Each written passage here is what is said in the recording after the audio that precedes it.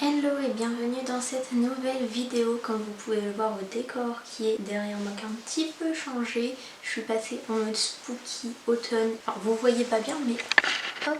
En fait j'ai mis une petite guirlande mais on la voit pas dans le décor. Mais si je la mets plus bas elle tombe.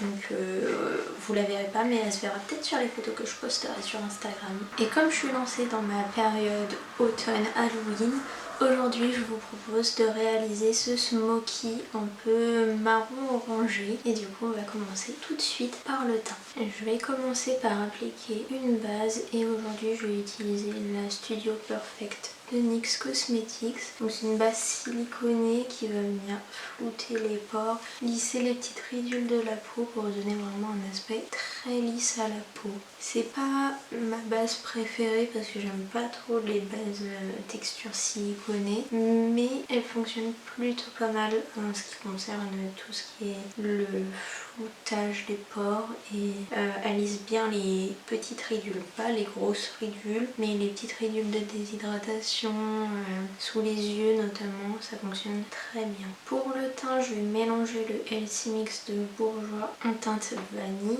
et le Total Control Drop Foundation de NYX Cosmetics en teinte light porcelaine. Donc je mets une pompe du LC Mix et une goutte du Drop Foundation parce que c'est un fond de teint qui est beaucoup plus couvrant que le LC Mix, donc une goutte ça suffit largement pour venir éclaircir le fond de teint pour qu'il soit matante. Donc je mélange sur ma main et je l'applique au doigt d'abord et après je prendrai un pinceau pour venir étaler la matière. Pour le pinceau, je vais utiliser le 103 Define Buffer de Jessup. J'hésite pas à descendre la matière dans le cou parce que je sais que le LC Mix il s'oxyde un peu dans la journée, donc pour être sûr que ça ne passe pas de démarcation, je vais le descendre un petit peu dans le cou. Maintenant je vais venir corriger mes cernes avec la palette Pro HD Cream Contour de Make Up Revolution et comme d'habitude j'utilise la teinte abricot et la teinte jaune pour corriger les couleurs de mes cernes. Donc j'utilise la teinte jaune pour corriger le côté violacé et la teinte abricot pour corriger le côté bleuté.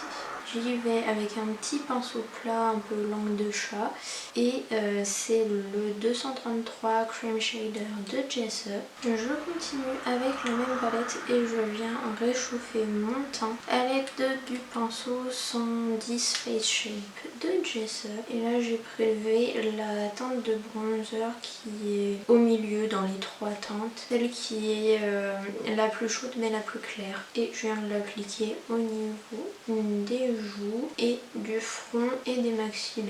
Je vais garder le même pinceau pour appliquer mon blush et aujourd'hui je vais utiliser le blush en stick Pink Dahlia d'Anastasia Beverly Hills. Donc je l'applique sur mes pommettes et je le remonte vers les tempes et je viens aussi le ramener un petit peu vers le coin des yeux pour pas que ça fasse une trop grosse démarcation. Maintenant je vais poudrer mon teint avec la poudre No Color Powder de RCMA et un gros pinceau poudre. Alors je vais pas utiliser ma houppette cette fois parce que j'ai mélangé mon fond de teint LC Mix avec le Total Control Drop Foundation et qui lui est un fond de teint mat, donc j'ai pas trop envie de poudrer fort parce que comme j'ai déjà le contour des yeux qui est déshydraté, si je poudre ma zone T à la houppette, j'ai peur que ça assèche trop mon teint et que ça le marque plus qu'autre chose. Donc je vais tout faire au pinceau. Avec le pinceau BB104 de Beauty Bay et la palette Clay Play de Tarte, je vais venir repasser sur les endroits où j'ai mis du bronzer juste avant en crème. Et pour ça, je vais utiliser la teinte Terracotta de la palette. J'en prélève juste un peu sur mon pinceau parce que c'est une teinte qui est assez pigmentée.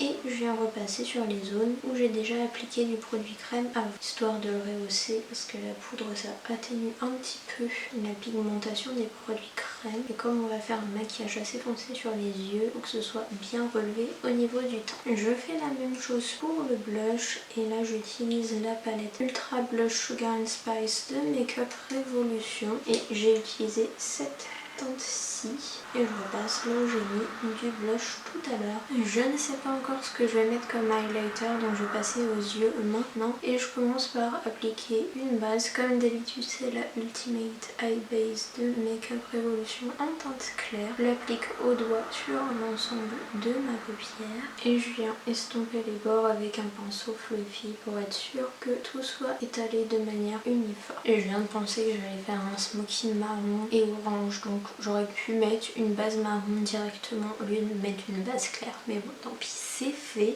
donc on va faire avec. À l'aide d'un gros pinceau plat, je vais appliquer la teinte Frightful de la palette Sally de Makeup Revolution, qui est un marron mat avec des sous-tons rouges. Hop, je l'applique en tapotant la matière sur l'ensemble de ma paupière mobile. Faut pas hésiter à bien passer le fard sur la paupière. Je remonte jusqu'au creux et ensuite j'estompe le fard vers la paupière supérieure. Donc là, mon pinceau estompeur, c'est le BB201 de Beauty Bay. Avec ce qui reste sur le pinceau, je vais venir tracer mon ras de cils inférieur. Ensuite, je vais dégrader mon fard marron avec la teinte Vampire Teddy, toujours de la palette Sally. Je vais partir du creux de paupière et je vais remonter vers le sourcil.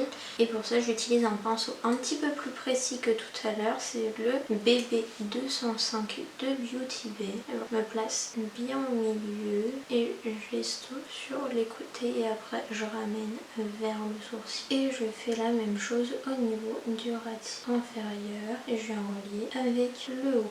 Je vais venir estomper les bords de mon maquillage avec la teinte Forever de la palette Jack de Makeup Revolution. Donc c'est un irisé orangé qui est très clair. Et j'utilise le même pinceau que pour ma teinte orange. C'est juste que je l'ai essuyé sur ma serviette éponge pour enlever le reste de pigment qu'il y avait sur les poils. Et voilà, j'applique ma teinte vraiment sous le sourcil et je fouette bien avec le reste du maquillage. Je reprends ma palette Sally et je vais placer le fard Boogeyman en coin interne de l'œil pour apporter une petite pointe de lumière. Donc c'est un fard doré et j'utilise le pinceau 230 Luxe Pencil de Jessop. Je reprends mon pinceau fluffy pour estomper un petit peu le fard et l'intégrer au reste du maquillage. En muqueuse inférieure, je viens mettre du crayon noir. Donc là c'est le Epic Wear de NYX Cosmetics en teinte Peach Black. Vous pouvez mettre aussi du crayon marron, ça ira très bien et ça fera plus doux au niveau du regard, mais moi j'ai pas de crayon marron donc je vais mettre du noir. Pour le mascara, je vais mettre le Rocket Volume de Maybelline. Pour l'highlighter, je vais utiliser le Moonlight Mischief and Madness de Makeup Revolution qui est un highlighter champagne rosé. Je vais l'appliquer avec le pinceau 105 Luxe Highlight de Jessop au niveau de mes pommettes. Et je vais en mettre un petit peu sur le nez également. Et pour les lèvres, je vais juste mettre un rouge à lèvres crémeux. Là, je vais prendre le 630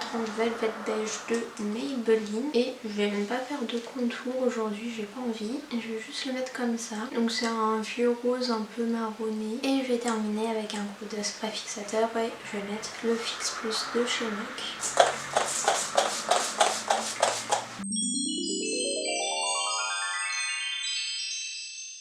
J'espère que ce maquillage automnal vous a plu. N'hésitez pas à me dire ce que vous en avez pensé dans les commentaires.